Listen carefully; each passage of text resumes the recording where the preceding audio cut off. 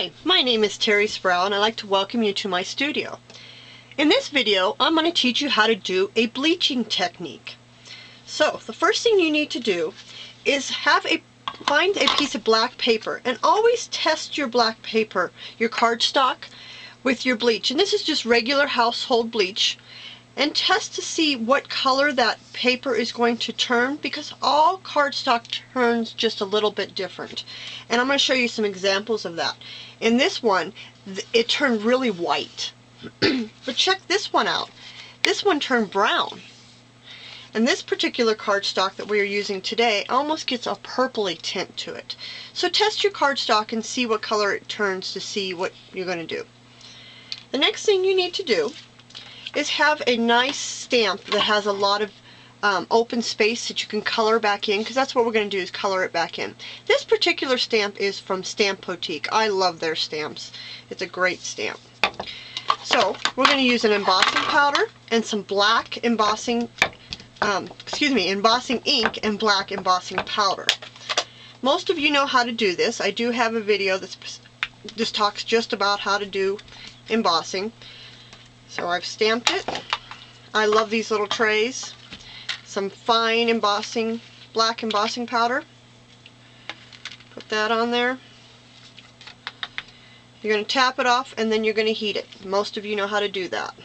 So here's one that's already heated for us and ready for us to play with.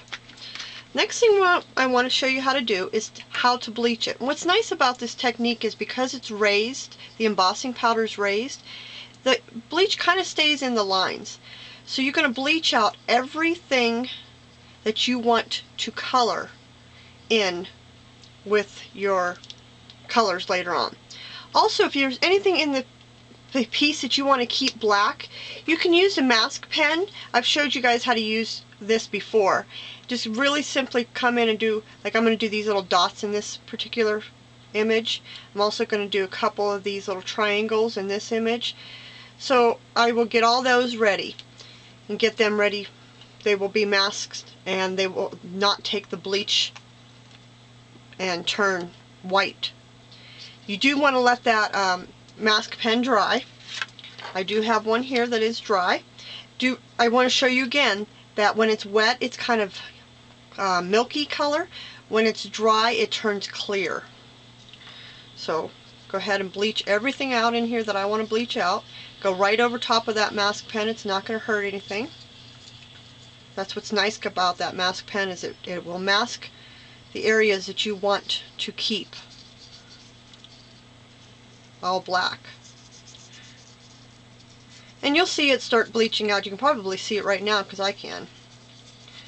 So once I get it all bleached out, and you want to let it sit and dry, and you guys all know the bleach doesn't take long to dry. It just takes a few minutes.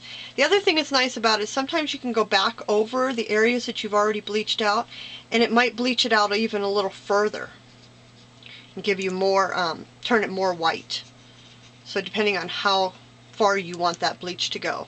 See the difference already? You're probably seeing it on camera. I'm going to pull that off to the side and pull one out here that I started to color. The way I colored this in is I used these twinkling H2Os. I don't know if you've tried these yet. They're a hard ink, I guess is what I want to call them, and you put them on with water. I like to put them all out that I'm going to use in front of me, take the lids off, and I just take my spray bottle and I just spray each of the tops of them. But I do leave a little bit of water to the side for my brush, and then I just pick up the color that you are going to work with of the twinkling H2Os. These are so nice to work with, and just color in the area that you have bleached out already. It gives this great technique. Isn't that just beautiful? This is actually going to be my Christmas card this year.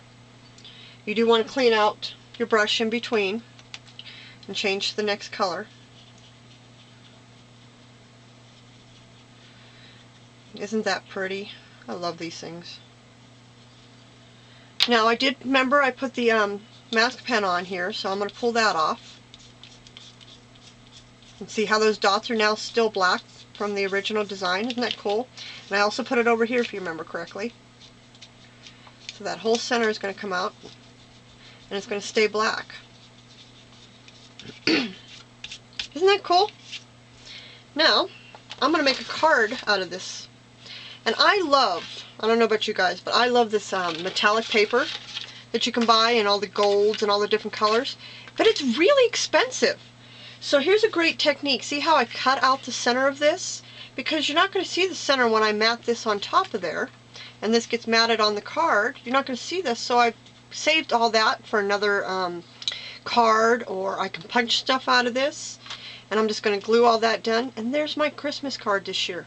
Also want to talk about, if you can, find yourself a stamp that matches the stamp you already used, a smaller stamp. And remember to stamp your envelopes also. So now I have a matching envelope. I'll color that in. I have a matching envelope that goes with my stamp. So again, this stamp is also from Stamp Boutique, and it matches perfectly the larger stamp. Isn't that awesome? So remember that next time you buy a stamp. Thank you for visiting me here in my studio. Hope you learned something. Enjoy.